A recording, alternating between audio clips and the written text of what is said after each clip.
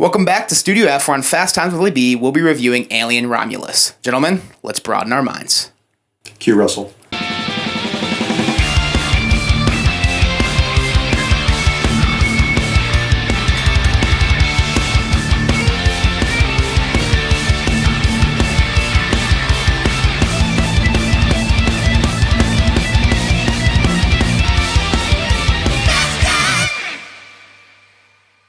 Welcome back to Fast Times with Willy B. I'm Willy B. I got Dan with me. Dan, how we doing today? I'm doing very well. I appreciate being invited on, and Of course. looking forward to this. Yeah, thank you for coming on.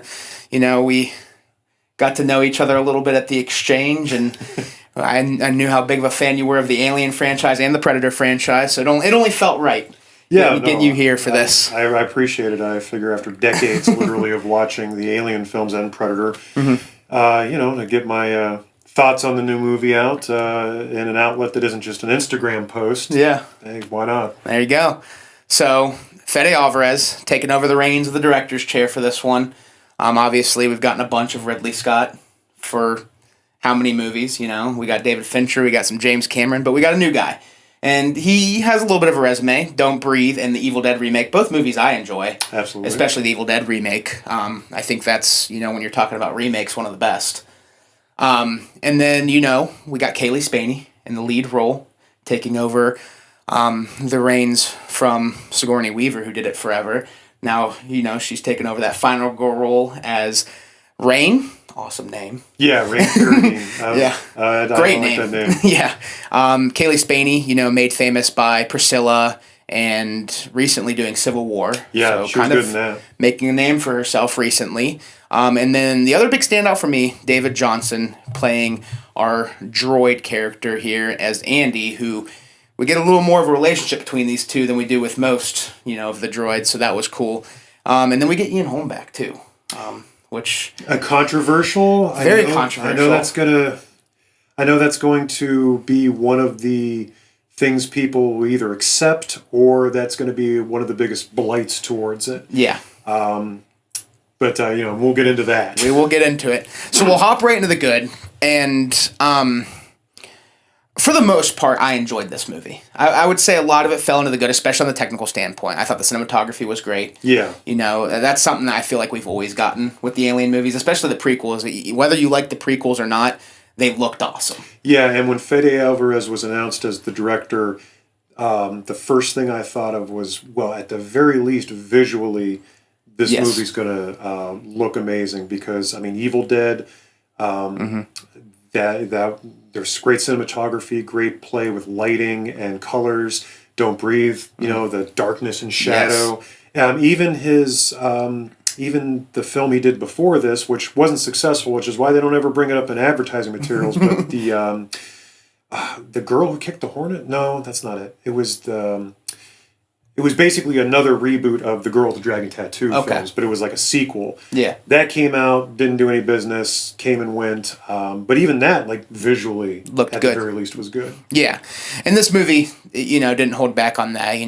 We get the great use of lighting in a very dark spaceship type of setting that we've gotten before, but Alvarez has his touch on it. One scene that really sticks out to me as far as cinematography goes is when they discover all of the alien, almost a tunnel of xenomorphs, and you got the blue on the floor and the orange lights on the side, and it's kind of blinking and showing them. I thought that was a scene that stuck out as far as the look. There was one particular shot round about that sequence, but it was like maybe only a couple of seconds, but I was like, this is a comic panel come to life. Yeah. A Dark Horse comic panel come to life, and it was Andy through circumstances like on the ground, the kind of star xenomorph who's through the advertising materials his name's Scorch. That's what everybody calls him. Okay. He's just standing there shadowy, and there's face huggers running past him. I was like, that's like one of the shots that, even having only viewed it once a couple hours ago, I was like, that's good. Yeah, for sure.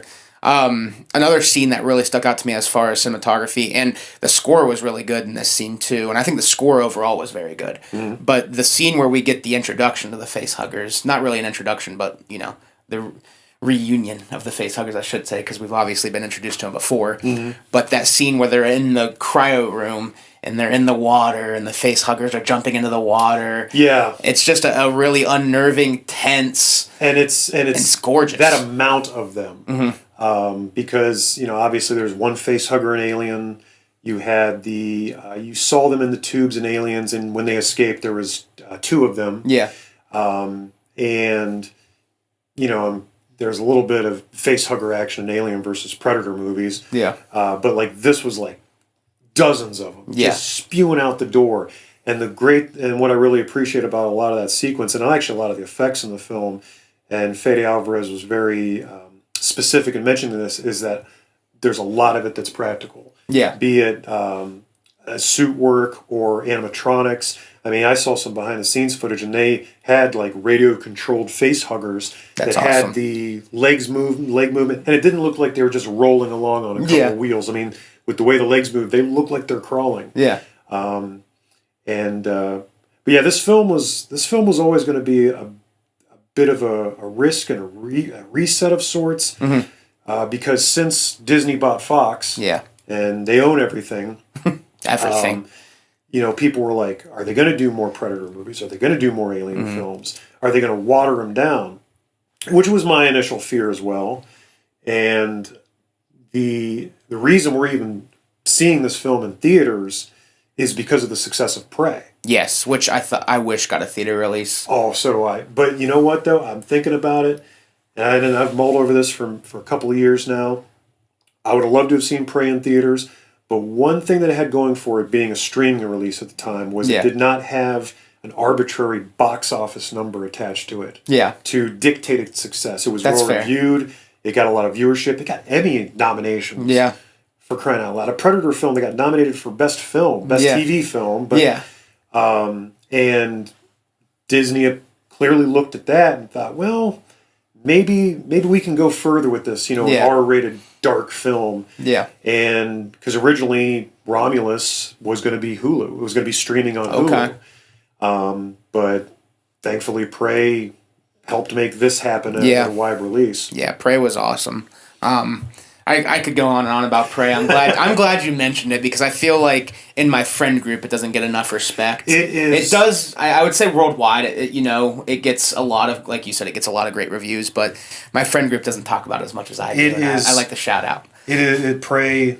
Not to derail talk about Romulus. But Prey, for me as a long-standing Predator fan, was a bit. It was a miracle. Yeah. And I say that because the middling reviews and box office and just vibe of The Predator in 2018 damn near killed the franchise. Yeah. And for Prey to finally take an idea and a theme that was introduced in the films, basically being, what if we go back hundreds of years, because these creatures have been doing this for hundreds of years, and actually give us a film of that. And it was brutal and R-rated, and it wasn't watered down. Yeah. It's, for me, it felt so good, going, holy crap, here's a Predator film I can enjoy and revisit. For sure. I love it. Yeah.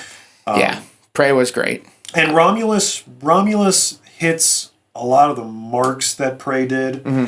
It's not, for me, quite the lightning in a bottle miracle, but it's like, holy crap, we can have a good Alien film again. But that's all up to conjecture. There's a lot of controversial takes to this day about the prequels. Yeah. There's things about them I like. There's things about them I hate.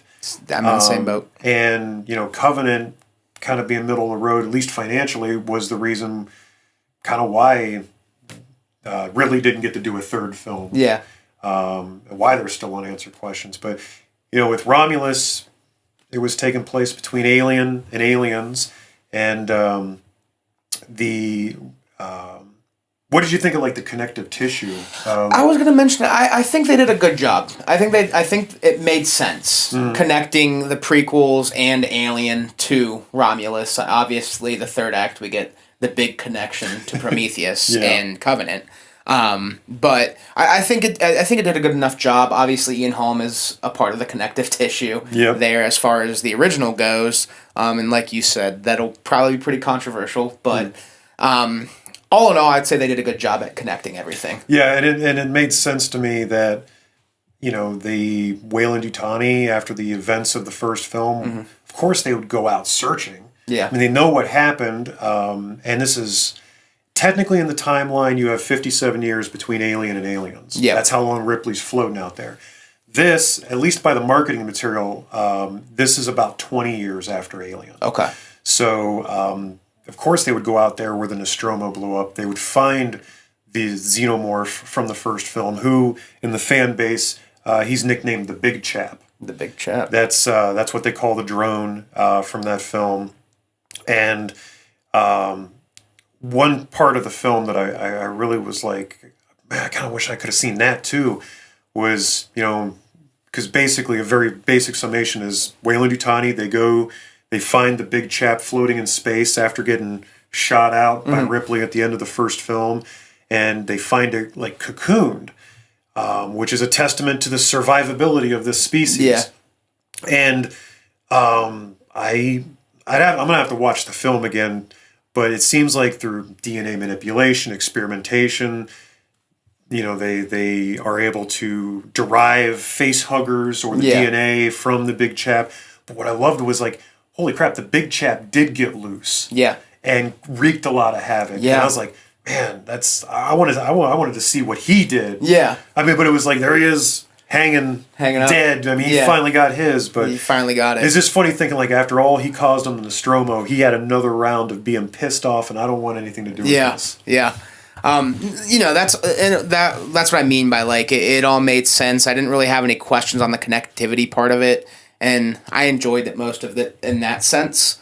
I thought we got a lot of fun kills. I think his name is Bjorn, where the acid, we really see the acid come into play. Yeah. That was a very intense, unsettling, it kind of makes you like, you almost feel the burn of the acid when it hits him in the face and the fingers, and you see his bone, and then it hits him in the heart, and that's what ultimately leads to his demise. Because every acid kill that's occurred in the series has often been like quick. Yeah. It can be graphic, but it's often, in Aliens, when they're escaping to the APC, the Marines are, he gets hit quick.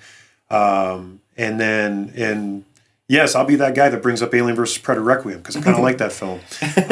There's a character who just gets flat out dripping from a dead xenomorph onto his face, and you get that money shot of just sizzling.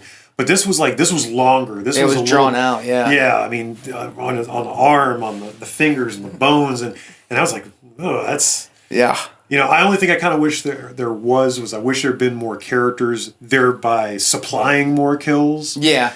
I could get behind that, for sure. But the people the people who met their fates met them in grisly, trademark Fede Alvarez ways. Yeah, and Tyler was the other one. He kind of plays hero and takes the tail whip through the chest, and then he gets pulled up into the little tunnel that they've created, and that's where we get the famous... Yep, the old inner mouth. Yep, and that was very well done as well. And the effects on that were great, and if you notice a little attention to detail, too, when she comes back up after sending Kay down, you can see blood running down the tunnel, and I thought that was just a little small thing that makes somebody that looks for the small things happy. Oh, yeah, and there was...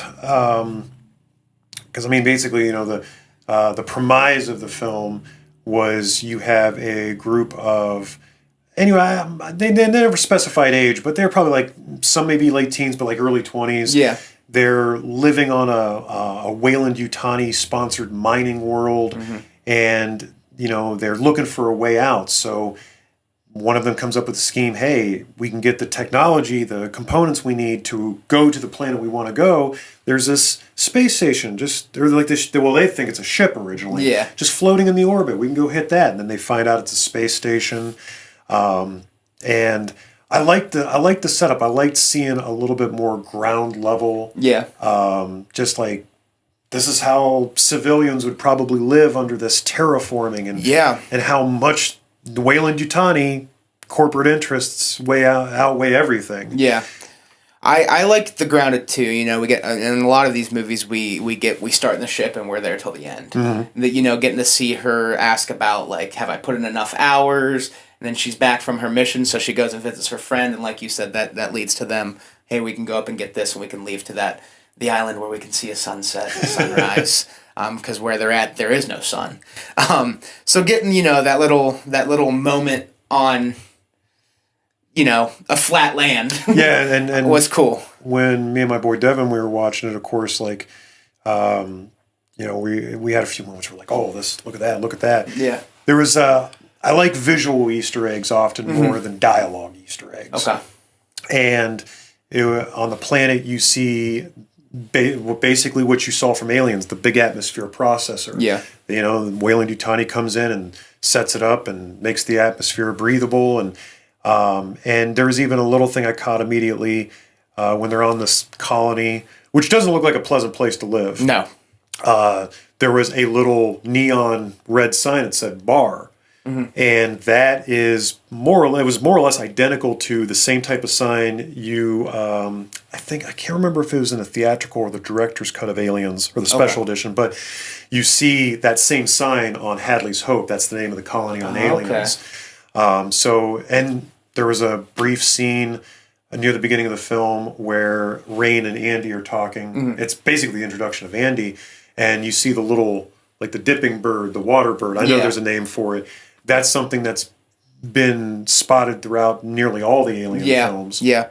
So, like, the visual callbacks, I like that. And some other callbacks I'm not too fond of, but we'll get into that. For sure. I liked Andy and Rain a lot. Mm-hmm. I think they were, obviously, they're the leads, but getting the dynamic between them that we got was different than we have in the past. Obviously, the robots have always been, like, for the company. And this one, we get his directive is anything for Rain. And it kind of creates that brother-sister relationship. And then it gets a little tense because when they put the new chip in him to get them out of the cryo room, obviously that creates a new directive. And so things get tense there, and then obviously it comes full circle. Yeah, and his performance, I think it's really the standout for me. Yeah. Because even before he was temporarily upgraded and became more like, this is what we need to do. This is what more we need of a rook. Yeah.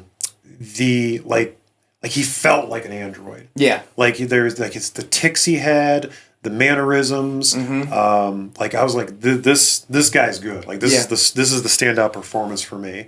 Yeah. And just the part where he just looks back and he's just like, run, which was like they probably used that in the trailers. Yeah, but, that was good. That was a very good scene. Yeah, the performances, like the other performances themselves, all around. Some were serviceable. Some did what they had to do. Yeah. The only thing that, and I really didn't have an issue with this, but like I can see your average American U.S. movie-going audience having an issue is sometimes the accents were pretty thick. Yeah, made it tough to kind of pick up the dialogue. Yeah, sometimes. I didn't have so much an issue with it. I mean, I remember when I was 14 in '96, watching Trainspotting. Yeah. So I picked out most of it, but I could see where some people would probably have an issue with that. Yeah. But yeah, no. Overall, I felt for the most part the things it was trying to do with the canon, especially connecting with the first film, made sense. Like you said, good gore, good cinematography, great effects, good score. The score was great. Yeah, and it was it had a few little throwbacks to the Jerry Goldsmith score from Alien in '79, which isn't the first time any film's done that. No. Prometheus and Covenant did the same. Yeah. And I would say that Johnson was my standout too. Going back to that, because like you said, he really felt like you were watching an android. Kaylee Spaney was great too, though. Not to take away from her performance in our lead role. I think she's continuing to make a name for herself, and I look forward to any movie she's in at this point. Yeah, absolutely. Especially after Civil War, I thought she was great in Civil War. And one thing that, you could, on the surface, it kind of looks like, she's just, she's playing the Ripley archetype. Mm-hmm. But that's, I don't know, it's also kind of, I felt like there was the beats of the character and the motivations of the character weren't Ripley-ish. Yeah. I thought she stood out. And plus, like, the series has always done that. You had Numi Rapace kind of playing the Ripley archetype Yeah. in Prometheus, and I can't remember the actress's name, but she played the main character in Covenant. Oh, I can't think of her name either. Her name, but kind of the same thing. Yeah. But yeah, I think I think overall, as far as the good, the ash stuff's that's gonna cause such a storm, because basically it's not Ash, it's a different android, but the science officer that was overseeing this experimentation on the Romulus station, he is the same type of android as Ash was. Yeah. Right down to they use the lady in Holmes' likeness. Yeah. And it was a mixed bag visually. Yeah. Yeah. We can hop to the meh. That's a good segue. I don't know. I'd almost want to put that in the bad, like the effects on that in the bad. Yeah. But we'll talk about our meh first. The big meh for me came in our third act, and I don't know how you feel about this. I thought the ending it lost me a little bit, and like I said, I still enjoyed this movie quite a bit. It's just the ending lost me a little bit and took the score down a little bit because I don't love the humanoid xenomorph, the hybrid we get. And I get it, it's Prometheus 5, they mentioned that, like it's a mixture of the engineer, and it's bringing everything together. So it makes sense. I'm not mad at it for that. I just hated it in Resurrection, and I didn't love seeing it again. Yeah, it's at this point, unfortunately, with what Prometheus and Covenant brought to the canon, whether you agree with it or not, you're kind of stuck with it. Yeah. I've seen some forms of alien media take it and they work with it really well. Mm. There's a Dark Horse, before Dark Horse lost the license to Aliens and Predator, because Marvel has it now, and Disney owns Marvel, and so on and so forth. Yeah. They did a series called Prometheus Fire and Stone. Well, actually, there was like Aliens Fire and Stone, Predator Fire and Stone, but it was this long overarching series that it involved aliens, it involved the engineers and the events of Prometheus, and it even involved the Predators. And it had a really good storyline, and it made sense. And even some of the games, like Aliens Fire Team, have incorporated elements of Prometheus. And I'm like, well, I mean, you kind of have to now. Yeah. But this one, like, that was for me where it felt any direct reference to Prometheus, be it the goo, be it this weird hybrid creature at the end, that was for me, and I could be completely wrong. That felt where it's like that's where Ridley Scott's sticking his nose into it, for better or worse. For sure. Yeah. I mean, for me, I like Prometheus. I do. Covenant's the one that really loses me. Mm. And that's why I put this in the meh, because it does a good job connecting things. I just hated it in Resurrection, so seeing, that white human-y xenomorph just doesn't sit well with me. And I know it's not the same thing as Resurrection, obviously. This one has the connection with the prequels, but it's one of those things where I saw it and I was like, it almost felt that's like the route we're going. Yeah, it almost felt like a little bit like of a, I mean, it went in a route that I didn't expect. Yeah. But like was that the right route? And the funny thing about the third act is with this goo engineer face looking large hybrid creature, and the circumstances of which it is birthed. Yeah. That did feel like the most like visually and disgusting, like, oh, this is Fede Alvarez, like do him what Fede Alvarez does. But it also it was weird because this creature's metamorphizing. It's changing, it's mutating. And like I'm like, it's gaining elements of the xenomorph. Yes, it is. You see kind of the tubes on the back. It's big. It's very tall. Yeah. But then it has this weird, clearly engineer-inspired face. Yeah. And I don't know. I think I would have just preferred just a uglier, big xenomorph. Yeah. In fact, because this is how versed in the lore and what was going to be the lore, I thought it was going to be called what was known as the belugamorph. Okay. And very brief rundown. This is why he had me on, because the Belugomorph was a concept xenomorph that they were going to do for Prometheus. Okay.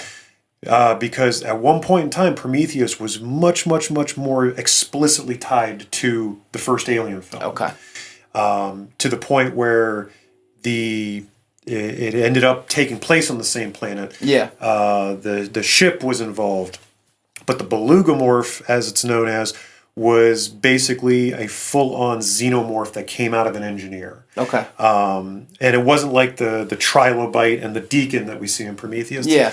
This thing was 10 to 12 feet tall, absolutely like bone white, gigantic head. Some of the design elements actually did carry over into Covenant with the Neomorph. Yeah. But like I was like, are we gonna do a Belugomorph? That'd be pretty cool if we did. Yeah. But they didn't. And yeah, that third act, I don't want to say it was running out of gas, and I don't even say it wasn't creative, but like, no, it was creative. Yeah, and that creature, it design wise, with the way it was moving at times, I was like, it reminded me, if you've ever seen Species. I have not. Oh, Species. It was made in '95. It was actually Natasha Henstridge's film debut. Okay. It's actually a pretty solid film. Good supporting cast. But what's notable about that film is the creature design in that was done by H.R. Giger. Okay.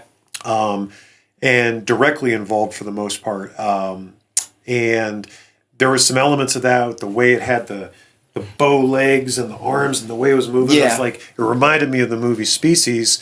But I don't know, like that. I think next to the inclusion of Ian Holmes' likeness and voice, which I'm sure they probably did with AI, if I guess, which is funny. As against that as I am, I'm almost like, is that a commentary on androids and artificial intelligence and corporate interests for profit over creativity and soul? Yeah. But yeah, that's also, that third act, as insane as it is that's also going to be a divisive thing for the lore. And I've already seen the different takes on it. I had a buddy who watched this a few hours before us that loved it, and then I had another friend that I've made through content creating in Tennessee. His review on Letterboxd said he didn't like anything but the third act. Mm-hmm. And so you're already seeing it, you know. But I am myself there were elements of it that was good, and there were elements of it that I didn't like, and that's why it's just the Met is the perfect place to put most of the third act for me. Yeah, and I think some of the again, the visual callbacks, we've had that even in Ridley Scott's prequels. But like another Met for me is not the visual callbacks, but like I hate dialogue callbacks. Yeah. They very rarely feel natural. They completely feel forced. Even Prey, it's actually one of the handful of problems I have with Prey, is they directly say, if it bleeds, we can kill it. Yeah. And Alien Romulus had that. There was a line where Rook, the sinister, flat out sinister, which actually it's the one thing I appreciate. Once you see Ian Holm, you're like, oh, that's like, it's one of Ash. It's a Hyperdyne A2. They always get a little twitchy. That's for Aliens fans out there. Yeah. I was like, we can't trust him, but he does directly, and it was all right in context, but he does the line, I won't lie to you about your chances, but you have my sympathies. And I was like, all right, I'll let that go. But for me, the biggest offender was the get away from her. And then pause, you bitch. I was like, so this is why James Cameron probably has an issue with that. The only thing I was grateful for is it wasn't Kaylee Spaney that said it. It was on the nose as it was. Yeah. But that would have been too much. I think I appreciated it more because it was him. Mm-hmm. And he had that droid mannerism to it where he was like, you bitch. Like, I'm sure, if I want to because I've done it with other movies, if I want to try and make an excuse for it, well, maybe, he hung out with these people and picked up their language or tried to pick up their language. Yeah. And their mannerisms. But actually one thing to circle back on something I did really enjoy, if I may. Yeah. the scene where they show the scorched xenomorph after it's a chest burster, like metamorphosizing, changing, mutating. I can't say that word. Yeah. That was a good scene. That was a disgusting scene. Yeah. But I liked the character that just was jamming that cattle prod in there. Son of a bitch. Yeah. And that leads to Bjorn's, the death. Because we've never actually we've seen elements in the other Alien films where they shed their skin, and they'll go from a chest burster, or Alien 3, the Bambi burster as it's called. But you don't often see like how it changes into that full adult. The big, I'm here to eat people and form a hive. Yeah. If we're going back to things that we would touch in the good, in the third act, I did like the birth scene itself. Yeah, that was disgusting. That was fade. Good gore. You're like, ugh, like I'm not having kids. Yeah, like, that was up there with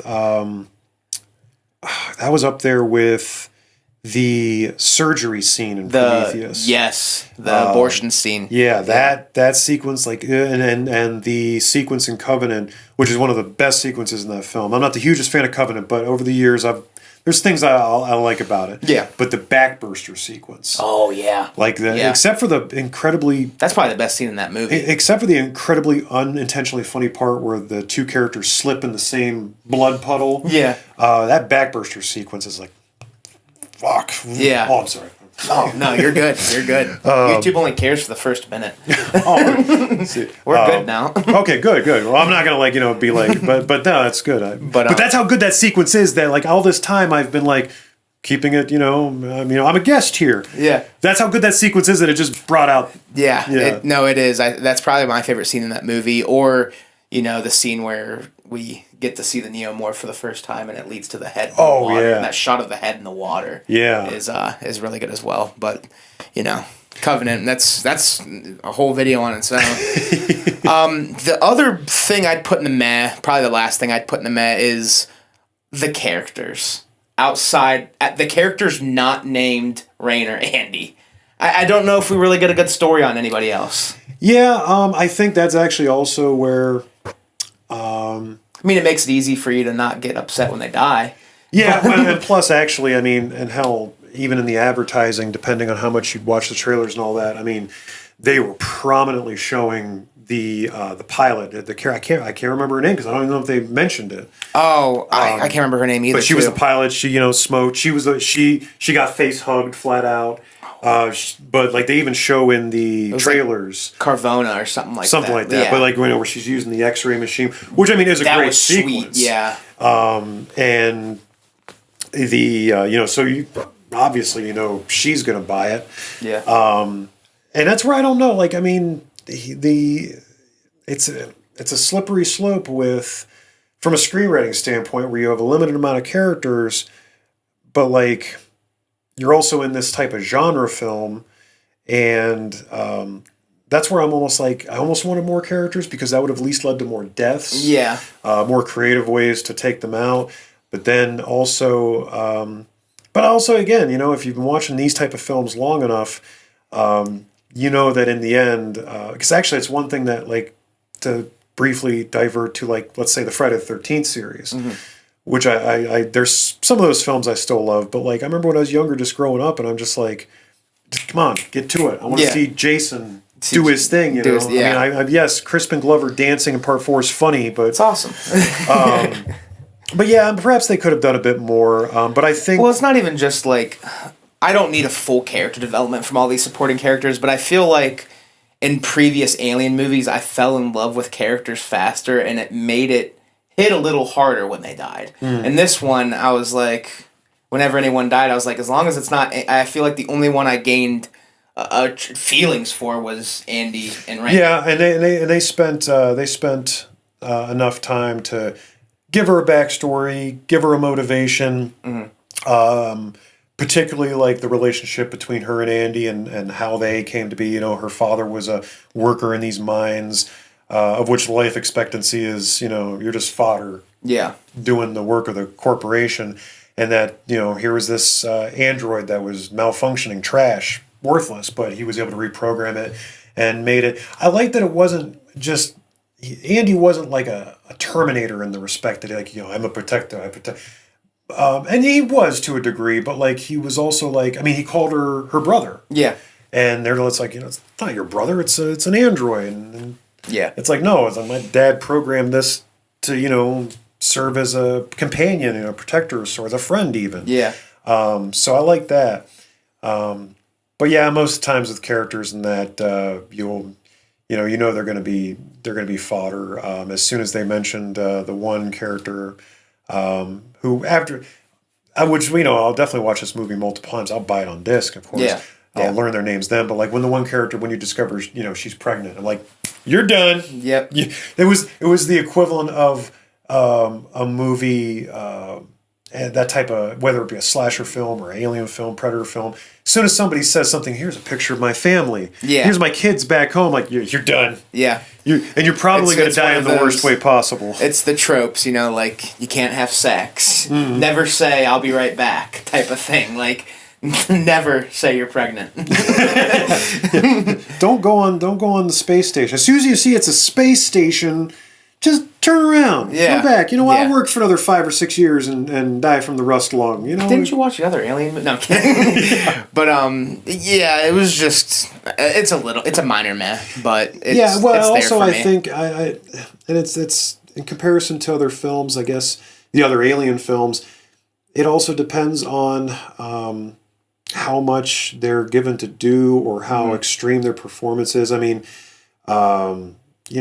Aliens, you have Bill Paxton, the late great Bill Paxton. Mm-hmm. He's so admittedly over the top and just has some of the best lines. Of course, you remember him.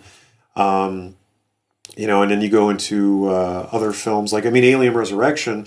Part of the reason why, and I'm a bit of a Resurrection defender. Okay. But like that's got like such a good supporting cast in it with Ron Perlman and Michael Wincott. Oh, Michael Wincott's the best. Oh, just, as a Crow fan, I love seeing absolutely. that. Yeah. And he's like, I operated a little far outside of regulated space. Yeah. Those actors are, you remember them. Yeah.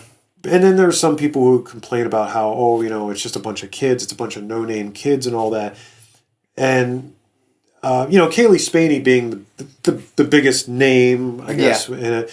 But I also didn't mind that because, you watch enough movies across a long enough timeline and certain actors get in there, or big names, and you kind of have a preconceived notion. Yeah. Let's face it. In this day and age, we're lucky the Xenomorph wasn't voiced by Chris Pratt.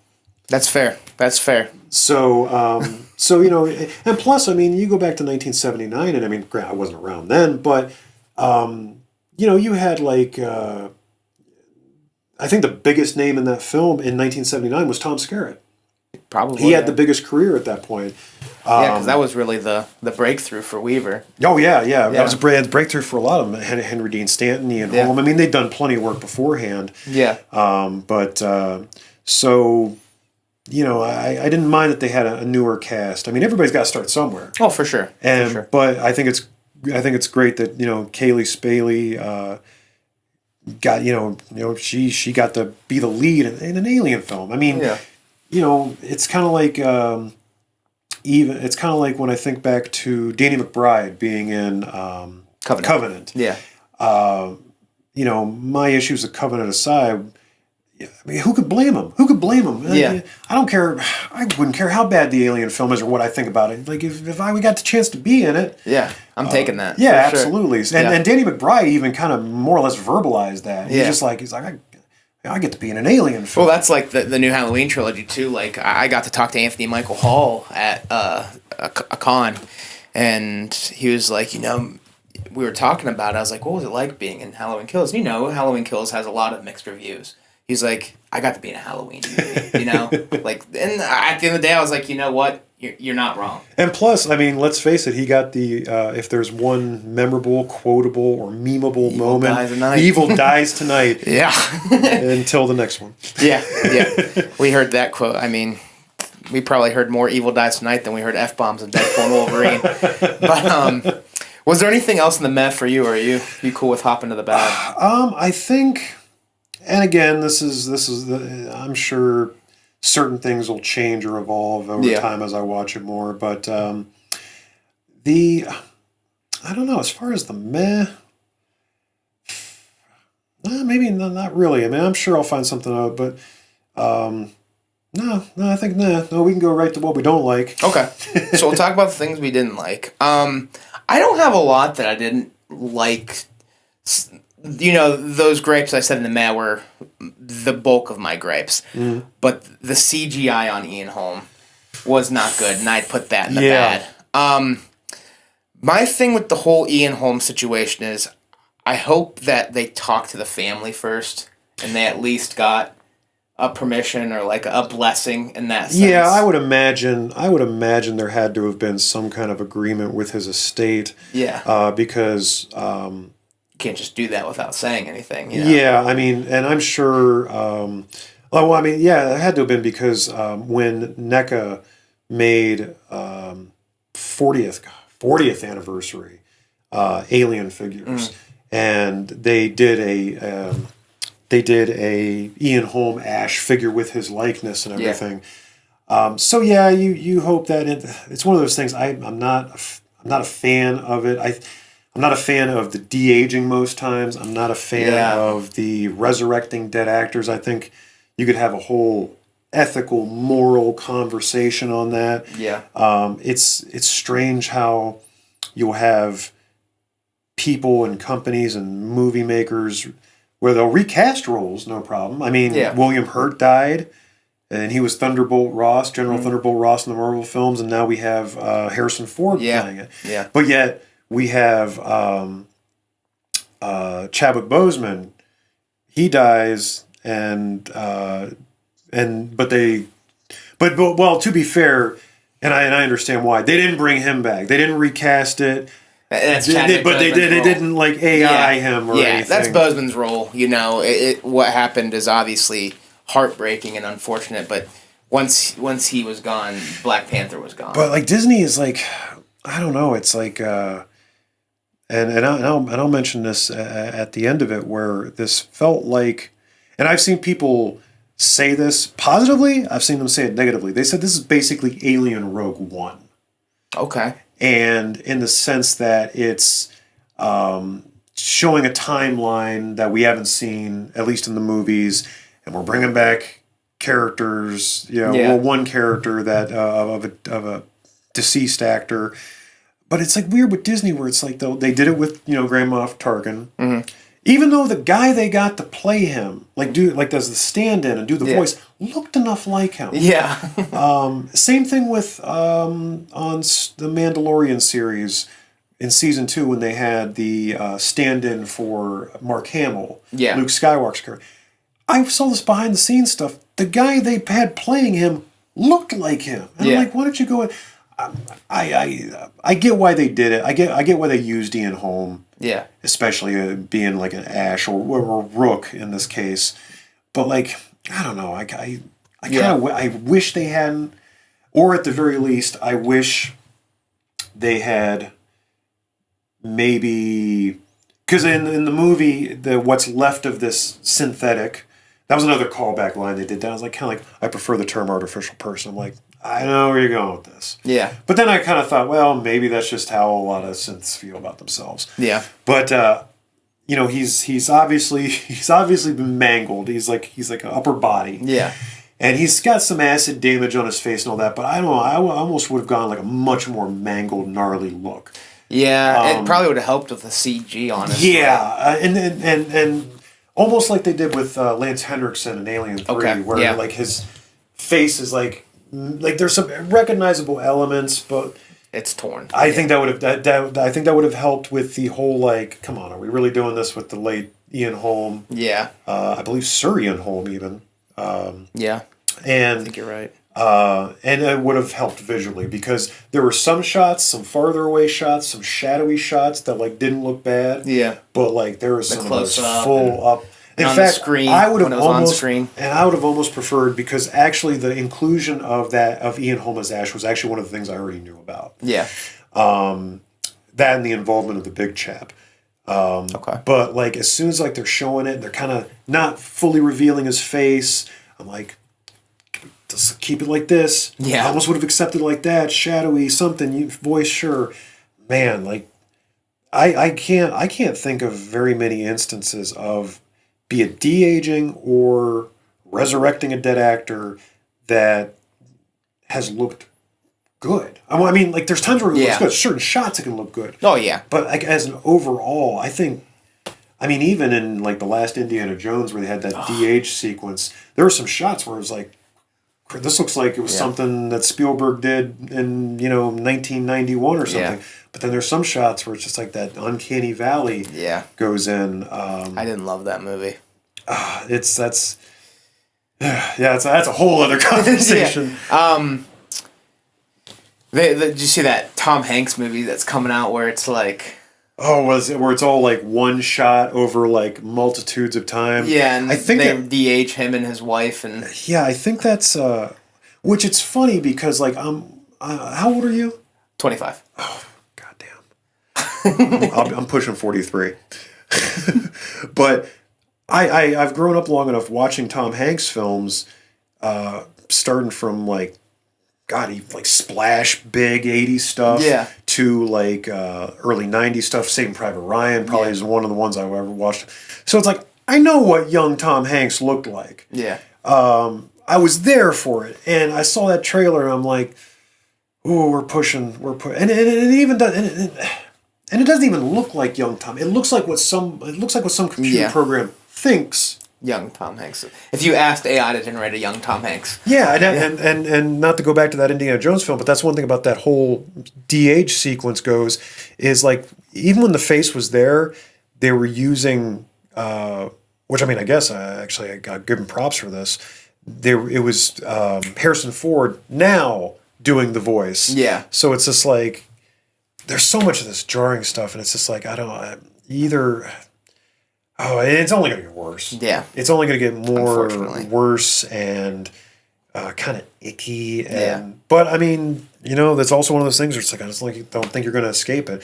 So, yes, basically, I mean, if Ian Holmes' estate, if his family, if they signed on it, if they, and I'd like to think that Ian Holm would have agreed to it. Yeah, I do too. But... we can't ask him. Yeah. As long as the family was okay with it, I don't mind it being in the movie, but I don't think it looked good. No. It was the most visually jarring, and then the worst. And a movie that otherwise has fantastic effects. Yeah. I mean, everything else in that film looks amazing. It looks like an Alien film. It's like there are bits and pieces that are straight out of the game Alien Isolation. Yeah. From the set design to everything feeling technologically like it's Alien. Yeah.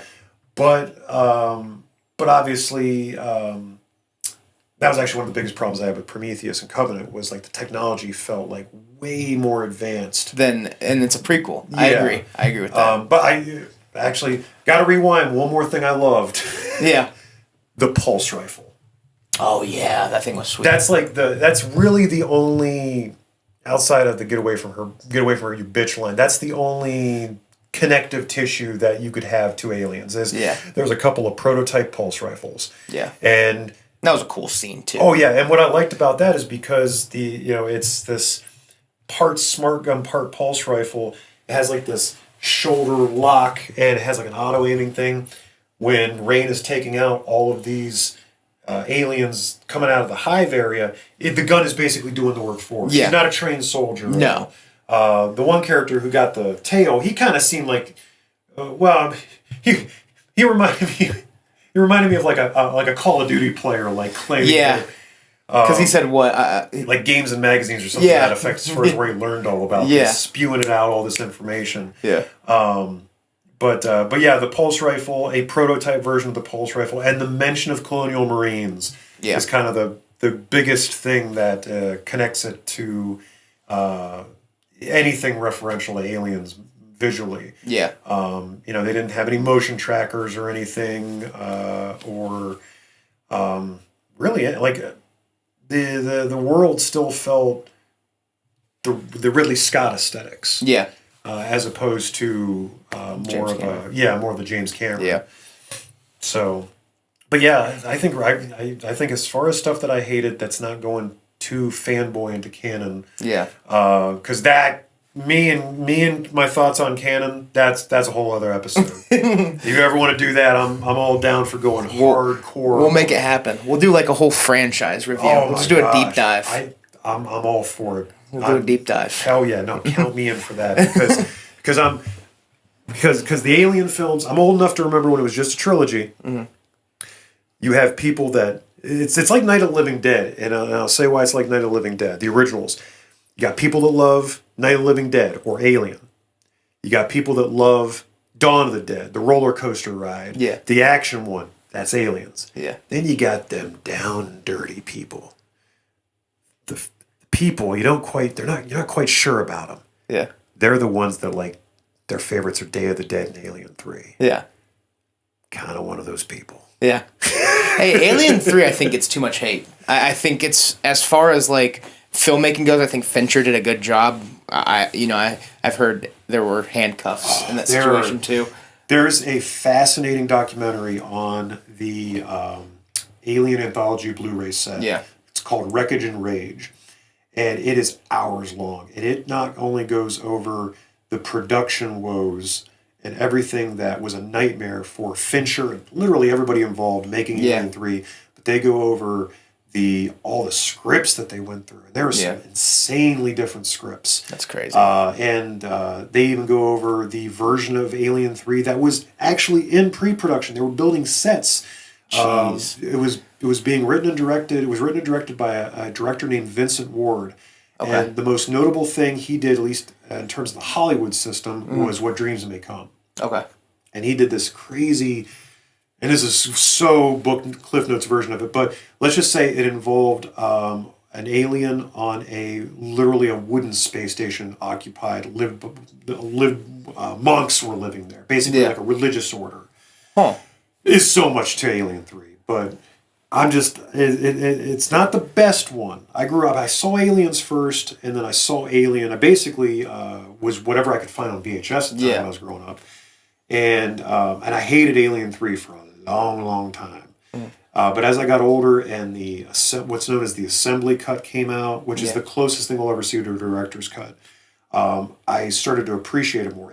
I liked its themes. Yeah. It's a nihilistic fucking film. Yeah. But what I appreciate the most about Alien 3 is that it ends. Yeah. Obviously, we got Resurrection 5 years later. Yeah. But like Alien 3 ends. Yeah. Ripley, her arc is complete. She sacrifices herself. And if you're just going by those three films, Alien, Aliens, and Alien 3, for all you know, that was the last chance the Weyland-Yutani Corporation ever had to get this xenomorph. And it's a film that ends without a lick of sequel bait. No hint at it. No after credit scenes years before they were doing those. Yeah. No little wink like, aliens will return. It just ended. They didn't have the Predator come down and pull the xenomorph skull into the ground like they did Jason and Freddy. but to Predator 2's defense, it had Predator 2 did, the alien skull on the wall. Predator 2 did. That's fair. That was a fun nod, though. Oh, yeah. But yeah, it's... I could go on and on. This is why you have me here.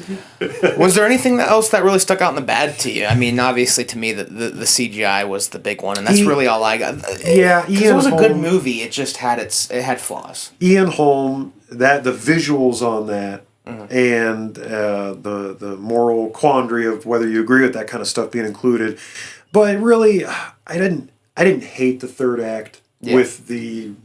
Whatever you want to call it, a hybrid. I think they're calling it The Thing. Like, not The Thing. Well, see, and that's funny you mention The Thing. Or The Offspring. That's what they're calling it. Yeah, I can see that. What's funny about that creature, and this is where in the film, with the inclusion of the black goo and the nods to Prometheus, they had that little video, that little footage of the rat. Okay. They smash and kill the rat. They inject it with the black goo. The rat reforms and revives and comes back to life and seems fine. And then it doesn't. Yeah. And they show the corpse of it. Yeah. And it looked like something out of John Carpenter's The Thing. You saw these tentacles and bone, and you saw what clearly was looking like a dome of a xenomorph. And I thought, oh, maybe the character that gave birth to the offspring, even leaving that creature how it is aside, I was thinking maybe something would happen to her drastically. I thought, that's what I thought, but she obviously meets her demise before. Yeah, and that's something that I would have interested to see. You know, what would have happened if you didn't kill her off so quick? Yeah, I mean, like I was thinking, like I would almost gone so far, and maybe they didn't because of budgetary, or I didn't write the thing, so yeah. But it would have been. I think it would have been better perhaps to have two creatures. Yeah. You have this weird lanky offspring thing that keeps mutating, and then you have like this horrendous Cronenberg. Yeah. Because that's what the black goo does. But the black goo is like, I don't know. And this will be for a deep dive someday. But the black goo for me is like, it's I've never really liked it because it feels like it can do anything. Yeah. Not necessarily a MacGuffin, but it's just like, oh, well, we needed to do this for the story. Yeah. We needed to do that. And, that's... It's the eye, or the ring in Doctor Strange has in Marvel. It's every time they go in the multiverse, it's like, I found this ring. And that's what the black goo is. And I almost could have done without any reference to the black goo or Prometheus because... like I said, that kind of feels where, and again, I could be 100% wrong, but that feels where like the most Ridley Scott influence was. Yeah. Like he stuck his head in one day and was like, with a cigar, I'm in the middle of spending $300 million on Gladiator 2, which actually surprisingly looks decent. Yeah, it does. I'm going to need you to do this. Yeah. I'm excited for that one. Yeah, I saw that trailer. And it's because of Denzel. Yeah. You put Denzel in anything, I'm just like, I'll watch it at least once. Yeah. Yeah, Denzel looks great. I thought Paul Mescal and Joseph Quinn, we're getting away from it, but... but yeah, I'm sure as I watch Romulus more, and I will watch it again. Yeah. I liked it enough that I will watch. It's not like The Predator where it's like, I will hate on it. And I try not to hate it. I don't want to be one of those people. Yeah. But when I hate something, holy shit. Yeah, I'm not afraid to hold back. I tend to be a guy that likes most movies, though. I like to say I'm the generous movie reviewer because I tend to like movies more than most. And I don't even try to find the positive, even in a film that I absolutely despise, like The Predator. There's a couple of standout sequences to it. There's the one actor who plays the fugitive predator in it, Brian A. Prince. Sweet man, wonderful man. I've actually talked to him on Instagram before. Yeah. He did the suit work. Okay. And he did a lot of hard work for that film. And I can always find things and aspects of people that I like about it. And that's where I've kind of been, my opinion on some stances on Covenant in particular has softened a bit. Yeah. It's just for me, my main venom towards those prequels is there's a lot of like, either do an Alien prequel, have a connect, or don't. Yeah. I almost feel like Prometheus could have been its own wholly separate film, unrelated to the Alien universe. Yeah. It could have just been about the aliens that created humanity. Yeah. So either shoot I agree or with don't. that statement. I think if you don't have Covenant, Prometheus is a phenomenal movie. Mm-hmm. But then you add Covenant and it kind of taints them both. Yeah. And I still really, really like Prometheus. I mean, it's probably top 3 in the franchise for me. I don't know how that... No, you know what? Actually, there's a lot more out there lately than you think. But just Covenant kind of hurt things. And I still enjoy Covenant from a filmmaking standpoint. I think it's a very well done film. I mean, God, say what it's you just want. The route they went. Say what you want about Ridley Scott, but I mean, visually, every film, and the acting is there too. Yeah, for sure. Great Fassbender's awesome. It's just for me, being the alien nerd that I am, it's the canon stuff. It's for sure. In Covenant, it's like you're implying that David created the xenomorphs. Yeah, that's where it loses me a little bit. But and if they'd have just been a little bit more explicit, and maybe this would have been explained in a third David film. That's fair. But is he? Just let me know. Like the xenomorph exists, but he's like he's making his own take on the xenomorph. He's using what's left of this engineer technology and notes and work. After going on this kill crazy planet-wide rampage. Yeah. But I also have always been very I've always been very on the fence about the engineers in general. Yeah. I'm still of a mind that the xenomorph it has a home world. It has its own creature, and these engineers went and, well, maybe we can tinker this, and somehow made the black goo out of it. Yeah. It's kind of like how when I read the Dark Horse comics ages ago, in Alien in '79, you have the space jockey. Yeah. That thing is a huge biomechanical. I mean, it was designed by H.R. Giger, and I was always under the impression it's almost part of the ship even. Yeah. And you watch Prometheus and Covenant in particular, and you're like, no, they're just angry albinos. Yeah. They're just 7-8 foot tall, and they got a grudge against us. Although, and I apologize for tracking on all this stuff. You're good. With Prometheus, one of the original scripts that was written, the one that was more explicitly tied to Alien, was called Alien Engineers. There was I don't know if it ever made it into the script or not, but Ridley Scott had talked about it, how one of the reasons why the engineers had such a hate hard-on for humanity, outside of just us being like a failed experiment, is that, the engineers create humanity and they're watching from afar, and they're watching humanity just do atrocities and war and genocide. So the engineers, they send an ambassador of sorts, trying hey, everybody, just chill out. Yeah. We crucified this ambassador. So yes, at one point in the canon, at least from an early screenwriting standpoint, Jesus Christ was an engineer. Jeez. So that would not have sat well with a lot of people. Well, and there's a lot of stuff. Interesting take for sure. There's a lot of stuff with Ridley Scott in his films as of late. Yeah. And with especially with Covenant. And I kind of I've softened my venom against Ridley Scott, because I'm also at the point where I'm like, the man has made what he's made. He's going to make what he wants to make. He's 87. Who am I? Yeah. Who are we to gripe on him a whole lot? Yeah. Now, Uwe Boll, that's a whole other story. But there's a lot of his films that have a lot of negativity and nihilism, and I didn't realize it until not too long ago. That's a lot of these films have been him expressing his grief over Tony Scott and Tony Scott's suicide and all that. And I'm like, yeah, that makes a lot of sense. Yeah. And there's a lot of that in Covenant. Yeah. But yeah, Romulus. I to preface as far as the bad, Ian Holm and a couple little canon things in the third act. I'm still a little on the fence how I feel about the third act, but it wasn't enough to completely destroy the film at all. For sure. We get up to our final thoughts and rating then. Mm-hmm. What do you want to leave off as a final say for Romulus, and what do you give it out of 10? Alien Romulus. It's I'm grateful to have an Alien film. Yeah.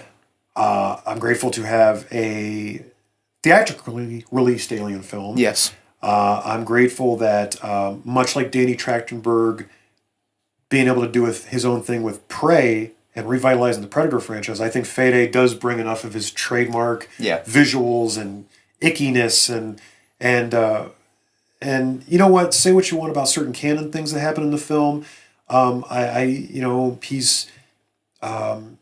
I feel like it's maybe not a home run 100%, but he hit the ball. Yeah, he had a good direction for sure. And I hope that it financially does well, because in this day and age, it lives and dies by the first weekend most times. Yeah. And I'm hoping that this can continue the Alien franchise.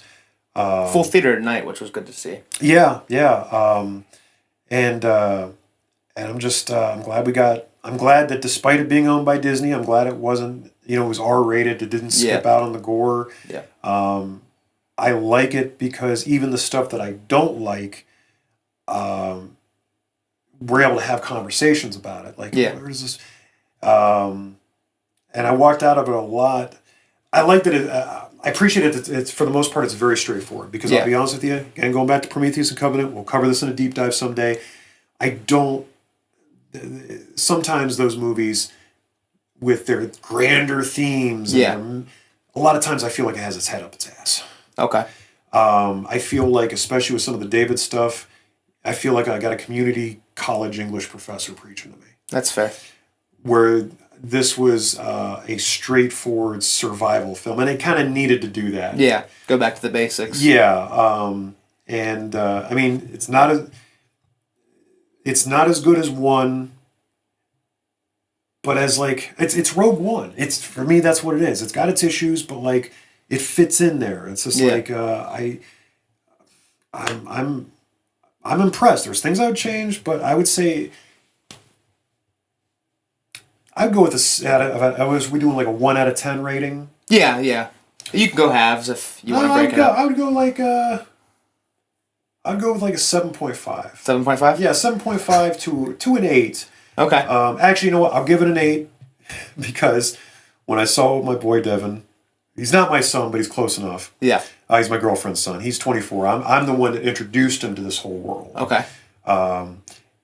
There was a point where they referenced the xenomorph as XX121. Okay. Devin and I looked at each other and we're like, holy shit. Because that is a reference, that's what the Weyland-Yutani calls the species. Yeah. And it's a reference that's been done in novels and comics and stuff like that. For sure. To actually hear it in film was pretty cool. Yeah. It wasn't as glaringly obvious a throwback or something, because I guarantee you there's probably, and maybe not, maybe a lot of people knew what it was, but I heard, I was like, yeah. The film is a Dark Horse comic come to life. Yeah. That's where I'll go with it. And for sure. if you liked the old Dark Horse comics before, it very much felt like that. And yeah, you know, I'm gonna give it an 8. Okay. I'll give it an 8, despite its issues. Would have probably been 9 with a few more kills and a couple things different, but yeah, it's 8. Yeah, we'll go with 8. I mean, I don't want to mimic you. My buddy texted me after the movie. He's like, "What do you think?" I was like, "High 7, low 8." It's an 8 out of 10. I still think overall it's a great movie. It's very well made. Mm-hmm. The effects are great, other than that one knock. Yep. It's back to the basics, like you said. It's a survival movie. It's tense, and it's easy to watch. You change the third act a little bit, I'm with you. It's maybe a 9. And also, I like that the ending itself, it kind of has a throwback to the first film in that respect. Yeah, in the sense like the signing off. Yeah. The last survivor of the, you know. So that one has that callback has a little bit. I'm half and half on that. Yeah. A couple hours from now, I'll be like, it wasn't that bad. A couple hours from now, I might be like, oh, come on. Yeah. But I like that it ended. It did not have any sequel bait. It didn't have... I mean, who knows? Maybe, do they make it to the planet they were going for by the end? Yeah. Does Weyland-Yutani come after them? I mean, actually, they still have the black goo with them. Yeah. But like, it doesn't Marvel movie. No, it doesn't, for sure. Like at the end, like and there's no post credit scene or anything like that. Yeah, and I waited just in case. So did I. But it ended, and like it was Rain's tale and her story's over. Yeah. And I like that. And it didn't have any obvious, like, next up on Aliens. Yeah. Because in the timeline, let's see, yeah, there's still 37 years, give or take, the Ripley's floating out in space. And that was actually one thing that I had read about that ended up being untrue, is when they find the big chap floating in space, I had read something where they had found the shuttle that Ripley was in, which is called the Narcissus. And the xenomorph was still tethered to the bag because she shot it with the harpoon gun, and the harpoon gun got caught in the door. And I was like, that doesn't make sense. Like, what would they do with Ripley then? Why would she go back? They didn't have her at all. And they didn't have that ship at all. Like, Ripley is not involved, and that's what I was, like, most grateful for. Yeah, for sure. Let it be its own thing. Yeah, and I like the idea that, you know, when you revisit Aliens, you're like, of course the company's still going to be desperate. Yeah. You know, because, you know, maybe the space station Romulus, maybe that was the last time they had a chance to get these things or even do anything with them until they find Ripley and the colony. Well, actually, the colony on LV-426, they were working on that for decades. But yeah, I mean, there's no, there's the Weyland-Yutani Corporation. They ain't going to stop. No, not at all. All right, so we'll finish this off by a quick fire. I'm putting you on the spot. 7 to 1. How are you ranking them? Starting with your 7th place. 7th place. Now, is this? Well, I mean, of course, if it's my personal. Okay, the 7 Alien movies that are canon, we're excluding. Well, Alien I mean, again, like I said, some I do, despite some being more favorable than others. I will definitely say like some are. Like I love Alien 3, but is it better than Aliens and Alien? I don't know. That's fair. But okay, we'll do it by that. We'll just go by my personal preferences. Yes. Bottom list, I'm going Prometheus. Okay. I'm going Prometheus, and I think just because that kind of started the shit show with the canon for me, kind of like not linking up in at least in my opinion, a logical way. Again, beautiful film, but I just don't revisit that often. Okay. Take me to the top. 6th to 1. Sixth, I would probably go Covenant. Okay. Now, Covenant would have been on the bottom up until about 6 months ago.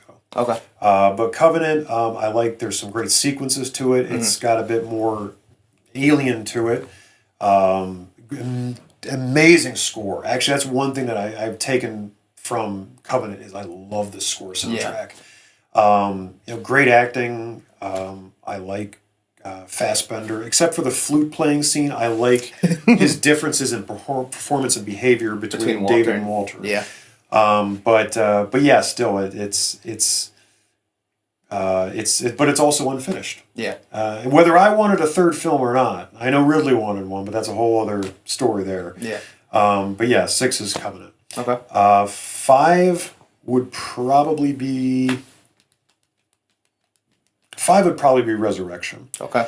Resurrection is goofy. Yeah. Resurrection is silly. Mm-hmm. Resurrection is, because it's 200 years past Alien 3, it's almost inconsequential. Yeah. But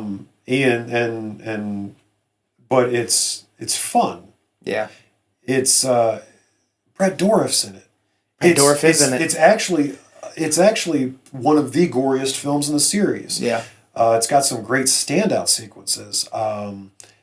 And great supporting actors. And I'm not a huge Joss Whedon fan by any stretch of imagination, but it's quotable. Yeah. There's some great delivery by Ron Perlman in particular. Yeah. And it's the most B movie of this. Yeah. Not counting the AVP films, but that one out of the 4 is like the most like. It's like the most unashamedly silly. It doesn't take itself serious. At times, no. And I've learned to appreciate that. Yeah. 4 would probably be Romulus. Okay. 4 would be Romulus. Again, it's going to take some time to digest, but like I try to keep my expectations in check. Yeah. And I got what I wanted. I got for the most part, and I'm sure there'll be things I maybe pick out more that I like. Might be some things I like that things will evolve and change. Yeah. It's I didn't expect a miracle. I just wanted a solid film. Yeah. And that's what I got.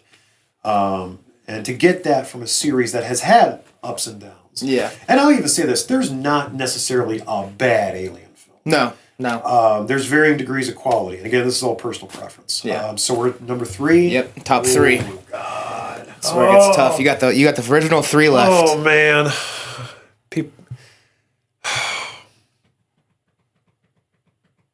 Gosh. This is good. This is good. I like this. I like this on the spot stuff. Yeah. Because I'm like, man. I'm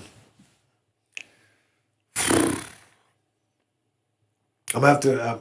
and this, again, personal preference, not quality of these last 3 films, but I'm going to have to go with Alien. That's in 3rd? Yeah, Alien's going to be 3rd. It's an incredible film. Mm-hmm. It is. I got when I watched it when they did the 45th anniversary theatrical showing a few months ago. Yeah, I watched it and Same here. I'm amazed at how well it holds up and how that one actually probably has the best acting in the series. Yeah, there's something about, even though it's very slow paced. It is. It's definitely not modern audience friendly. No. But like they're just the casual scenes where they're just space truckers talking and tell me about the bonus situation. I could watch that stuff on loop for hours. Like that is so natural, and I don't know if like a lot of that dialogue was ad libbed or just on the spot, but I wouldn't be surprised if it wasn't. Yeah, I wouldn't either. But also it's the most it's the most horror film of the series. Yes. There's you know, the effects, the suit work holds up. You know, and you wouldn't have that. You wouldn't have the series without that film. Yeah. And for being the era that it was made in, and you know, it does such a great job of just being.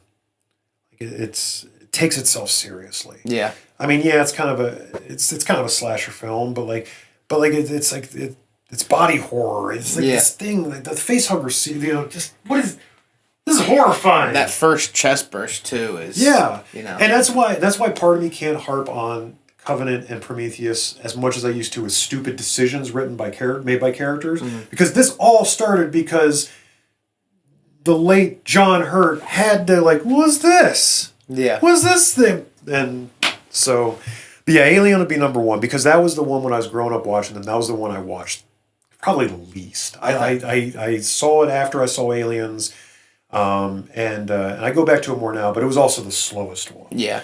Aliens is going to be second. Okay, so you are going Alien 3 at the top. I am going Alien 3 as far as personal preference. Yeah, for sure. Aliens was, I mean, that's the roller coaster ride. That's the one that started it all for you. Yeah. I mean, I remember this would have been like 92 or 93. God, it might have been 92. Sometime around that era. Like my first copy of Aliens was a crudely recorded VHS tape from Channel 43. I think it had been early 93 because there was like news reports about Waco and David Koresh. Nice. You know, and the violence was there, although actually Aliens isn't that graphic of a film. Yeah. But the language was, but that was, and I got the Alien trilogy on VHS. I wore out 2 copies of Aliens on VHS. And it's also, it is also actually a slow film too. I mean, and, you know, I do hate when people dismiss the action side of it. Oh, they just turned the aliens into fodder for, you know, guns and action and all that. And of course, there's a lot of action in that film. That last 45 minutes just keeps going and going. But I like the themes behind it. I think Ripley in particular, like, have you ever seen the special edition of Aliens? I don't think so. Oh, boy. There is... do you want me to spoil anything that they add in? Okay, let me put it this way. It's tough. No, I won't. I want you to experience it because, let me put it this way. There is a handful of scenes that are added in that some people don't care for. Some people prefer the theatrical cut. But there's one big scene that really adds to the psychology behind Ripley. Okay. Particularly why she would attach herself to, like, Newt. Yeah. And there's also some more world building stuff in there that I like world building. Yeah, there's some, trust me, if you've watched Aliens enough, you'll be able to watch the special edition and go, well, this is new, I don't know this. Yeah. But I like the psychology, I like the survivor's guilt Ripley has, I like the PTSD. You know, for all the gung-ho military vibe of it, the whole film is an allegory to Vietnam. Yeah. And, you know, technologically advanced, superior force going up against an enemy that they don't understand that just kicks their ass. Yeah. That's the xenomorph. Yeah. And plus you got Corporal Hicks, Michael Biehn. Oh, like I'm growing up, like that's who I want. I want to be Michael Biehn. Like Corporal Hicks is the man. Michael Bihn's awesome. I just watched The Abyss. Oh yeah, yeah. The Abyss, I mean, like, you know, who was more like tense in that film, him or his mustache? Yeah. Coffee, man. Yeah, you might say the pressure got to him. Yeah. Yeah. But yeah, I mean, Aliens will always be my number one in a way. But Alien 3, complicated relationship. Yeah. It's number one because it's the one that even to this day, as I got older, I would go back to more. Yeah. Whereas, and to be completely fair, especially growing up, I didn't get to see it in theaters. Actually, Resurrection was my first Alien film I got to see in theaters. Okay. But like even growing up, I hated it. It's a mean film. It's nihilistic as all hell. And of course, and like a lot of people rightfully so, They hate it because it just nullifies aliens. Yeah. It nullifies all that struggle of getting out of there, rescuing Newt, all that's gone. Hicks and Ripley, dead. Bishop, a pile. Now Ripley's on a prison planet with a bunch of English actors. And but it's... there's for me themes of isolation and loss and coping that Alien 3 has that I choose to like recognize in there. Yeah. And there's incredible supporting performances. Charles Dance, that was the first movie I ever saw him in. Yeah. And I love that guy. I remember being a kid, 93, seeing Last Action Hero going, that's Clemens from Alien 3. Yeah. Charles S. Dutton. Yeah. Holy shit. That man is a powerhouse in that film. Yeah. It's for all the hell that David Fincher has, there's so much visually about it that's like, oh yeah, that's Fincher. Yeah. Big Fincher fan here, by the way. And, love Fincher. And if you ever get the chance to watch Alien 3, there's what's called the assembly cut. The assembly cut is the closest thing we'll ever have to a director's cut because up until like a magazine article like a year ago, David Fincher, you don't talk about Alien 3. He doesn't bring it up. He doesn't want to bring it up. But the assembly cut is there's a lot that adds to the depth of the characters. There's actually a whole different origin for the xenomorph in the film. Okay. It actually comes out of an ox as opposed to a dog. Okay. There's you get to know, I mean, for all these awful rapists and killers and people on this planet, it gives some of them a little bit more depth. Yeah. A little bit more motivation. And I love the xenomorph in that film. It's my favorite on-screen xenomorph design. Okay. The runner, the quadruped, it's more animalistic. It's actually it's the last xenomorph that H.R. Giger had a little bit starting out involvement in trying to design. Yeah. And also it was a big thing for the canon because Alien 3 was the first film to introduce the idea that whatever creature the xenomorph gestates inside, it'll take characteristics from it. Okay. Physically, behavior-wise. Yeah. And like I said, it's just a dark, mean film, and it can be very depressing. It's not, and I can see where like people like come in expecting a roller coaster from Aliens. 6 years later, get Alien 3. Oh, well, we just killed off the two characters, and now we have this horrifying autopsy scene of Newt. Yeah, popcorn, great. Yeah, and it's dark and depressing as hell, but it's the one I go back to the most. It's the one I revisit the most. It's the one I guess as I get older and more, I guess, fatalistic with age. It's the one that I can relate to a lot, and again, it ends. I still refer to it as a trilogy sometimes, without even thinking about it. Yeah. So it's not better than Aliens from a quality or storytelling standpoint, but for me, it's the one I go back to the most. Interesting. And again, there's not like the Alien films are not like Resident Evil films. And that, well, not that I would say there's great Resident Evil films, but like, there's not, and people would say otherwise. People hate Alien 3 to this day. In fact, actually, that's the online discourse lately with Romulus coming out.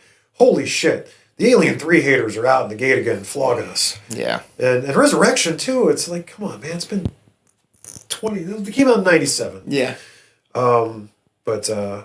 But also, one thing I like about the series is that there are varying levels of storytelling. There's visuals, and because that's one thing that was cool about Alien was like they had all these distinctive directors. Ridley Scott, James Cameron comes in and does his thing, and Fincher with his visuals and all that, and even Resurrection, the director who did that, Jean-Pierre Jeunet. It's a very French film. Yeah. It's his style. Yeah. And that's what I liked about Romulus is like it felt like Fede's film. For sure. Like, for the most part. For sure. Fede doing his thing. Yeah. So yeah. I mean I'm just like it's just crazy to think like the series is still going. Yeah. I think it's a testament to the creature and the world. Yeah. That see, I can ramble on for hours about this. You're good. For me, I'll quick fire them because I'll. Oh yeah, no, I want to hear this because you're a Prometheus fan. Yeah. So 7th, I'm going Resurrection. Yeah, I get it. I'm not. I like the movie. Like you said, there's not a bad movie. I enjoy all 7 of these films. I don't like the humanoid predator combo. Yeah, the newborn is he's divisive. The McPick 2 xenomorph human. For 6th, I'm gonna go Covenant. I liked that movie a lot up until the reveal that David basically was God to the xenomorphs. That's where it really lost me. Yeah, and it does very little to tell you otherwise. Yeah. And then once that reveal happens, I think it gets really predictable too. Like when Walter gets back on the ship, it's David. Yeah. Like stuff like that. I will say the shower scene, top notch. Yeah, even the ending too, where it's just like that was like one of the coolest I think on-screen kills we've ever gotten. With the xenomorph going through the glass through the back of his head. Yeah, and I even like the ending because again it goes with how nihilistic and just fatalistic Covenant is. It's like, oh yeah, no, we're going back to sleep now. Yeah, alien embryos, with an entire ship full of people in cryostasis. It's like, you're gonna Dr. Frankenstein. What are you doing out there? Yeah, here we go. 5th place, I'm going Alien 3. And it's hard for me to put it there because I do enjoy that movie. I do. I like it a lot. I like the prison setting. I think it's unique. I think it's cool. I love the ending as well. It's just I guess it's a testament to how much I enjoy these next 4. Oh yeah. Having that in 5th. 4th, I'm going Romulus. So right in the middle of the pack, just like you had it. I think it was a great movie, visually stunning. I'm gonna watch it again. I'll get it on disc, just like you said. It's Fede's movie, and I enjoyed it quite a bit. Other than some things I might have tweaked with the 3rd act. 3rd, I'm going Prometheus. I really liked Prometheus. I think it might be the most visually stunning movie in the entire franchise as far as like effects. And it's hard to like say that because obviously it's more special effects than practical like the first couple of movies. I just think like some of those sequences are jaw-dropping. Oh yeah, Ridley. If there's one thing Ridley has always been able to do is the big landscape or the shots just panning of space or planets. I also didn't expect as much horror with Prometheus as we got. Like the scene where the guy that got attacked in the cave comes back and he's like in the pretzel. And then he's standing up and he like punches in the mask. Oh, actually, yeah. And what's funny about Prometheus, if you don't know this, is originally Fifield. That was the character's name. I'm glad I can remember his name. There was concept art where, as he's being mutated by the black goo, he was. And again, this is another thing where it's like my problem with Prometheus is like there are times where if you're going to be connected to Alien, commit to it. Yeah. But then it doesn't.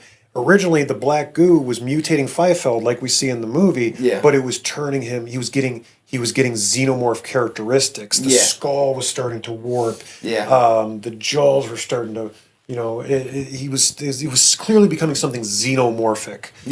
Whereas in that film, like in that sequence, that's like he looks like a zombie. Yeah, he does. I think that would have been cool. I don't know.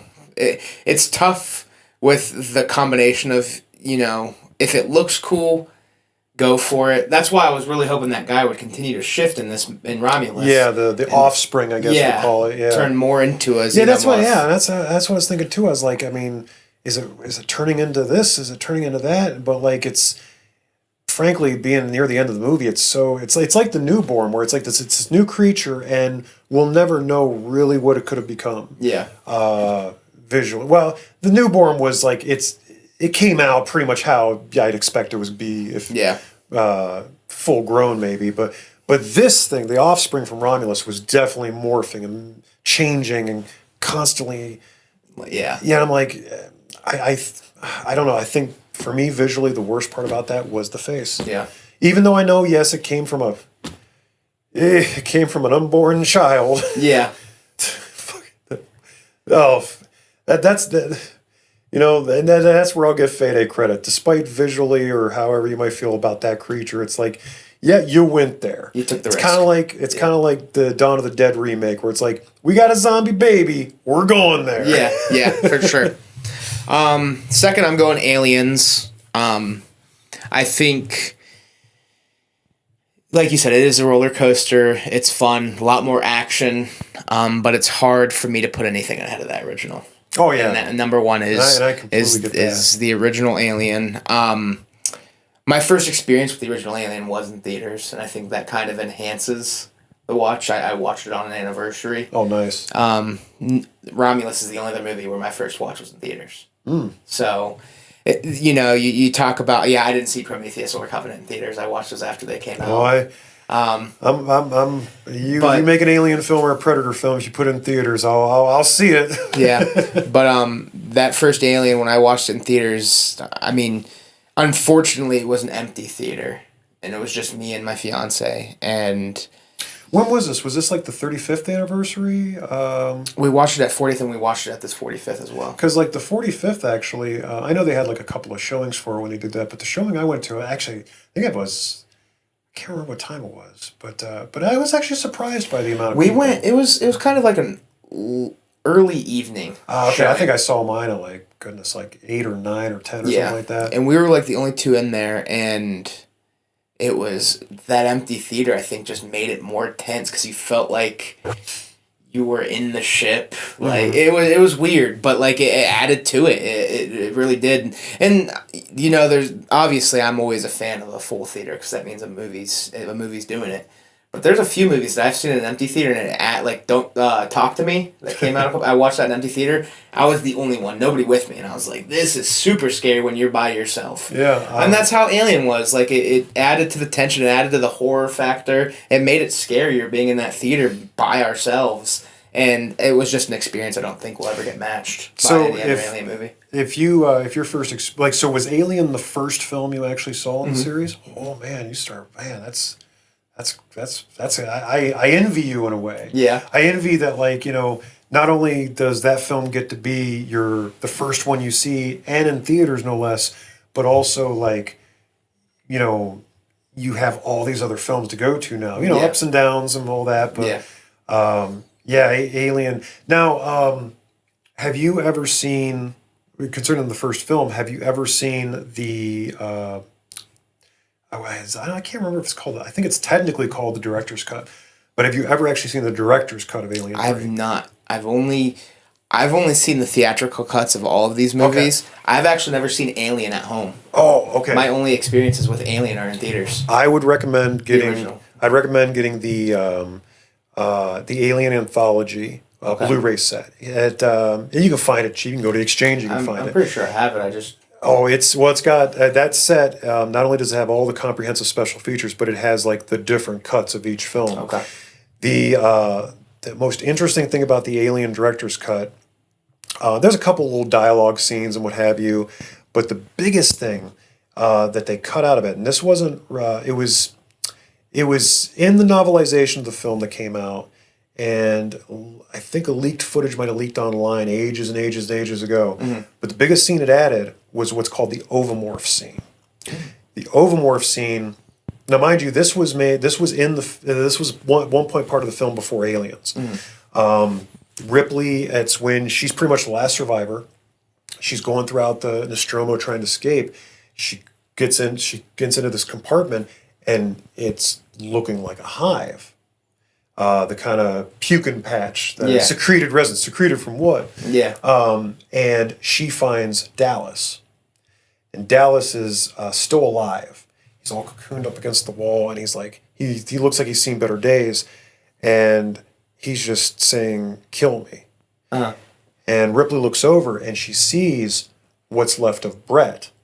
And Brett is morphing into an egg. Oh, wow. And that's pretty much going to be Dallas's fate. Yeah. And Dallas just like, "Kill me." And Ripley just, doesn't want to, but she just burns them all.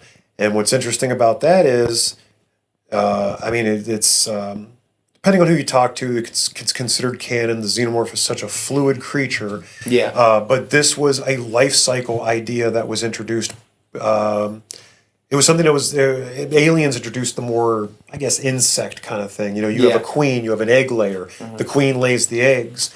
But this was something. I mean, this was taken in a different direction where, you know, are all those eggs on that ship? Were all those things at one point? Yeah. Is it just an aspect of the xenomorph that if there's no queen around, is this what it will do to keep the species going? Yeah. I mean, if you go into the canon enough with the aliens, a drone or a Praetorian, a royal guard, they're like ants. There could be instances where they'll molt into a queen. Yeah. But yeah, if you have that Blu-ray set, it's for sure. So 2 cuts of each film, hours upon hours upon hours of behind the scenes stuff. Yeah. It was actually the Blu-ray set that got me into Blu-rays. Okay. Because I was looking at the picture quality between the DVD and the Blu-ray at that time, and like, wow, that looks really fucking good. Yeah. But man, I envy you. I envy you with the alien thing. Yeah, I got lucky. You know, it was a movie that I just pushed off for a while, and then the theater experience came up, and I was like, well, why the hell not? Mm-hmm. You know? And then I ended up liking it, so I watched them all. And yeah, I'm kind of hoping. That was actually the only disappointing thing when I saw the 45th anniversary a couple months ago. Was I was hoping it was the special edition, the director's cut with that overmorph scene, but it wasn't in there. Yeah. But I was like, I'd go home and see it. It just would have been cool to see it on the big screen. For sure. It's horrifying. It just, that scene, whether you consider it canon or not, it just adds to that body. Adds a little, element. Yeah, for sure. And that's the thing. That's the thing about this whole series is like, and that was something I really liked with Romulus is just that scene where the one character had the face hugger and they're pulling it off and just the tube, and you're just like, the Alien series is at its best when it makes you feel uncomfortable. For sure, 100%. But yeah, your list. I agree with your list. You know, do I agree with it just because Alien 3 isn't on the bottom? No, it's a valid reason. Yeah. I'm older now. I can handle it. There you go. That'll do it for Alien Romulus. Dan, thank you, man, for coming on. Oh, Will, thank you for having me. It was a blast. I hope I didn't bore people, and I hope I didn't ramble on too long. Oh, no. Count me in if you want to do a deep dive. Yeah, deep dive on Alien or the Predator series. Yeah, hell yeah. Count the Alien versus Predator movies too. We'll dive as deep as we can. There's things about them I like. Now those can be bad films, but there's things about them I like. But yeah, count me in for whatever you need me for. Sounds good. Thank you all for watching. If you like what you're watching, please check out some of these other videos. Hit the subscribe button or follow the social links down below. Go check out Alien Romulus if you haven't. I mean, you're spoiled on it now, so you might as well go see it. But thank you guys again for watching, and we will talk to you all soon. Peace.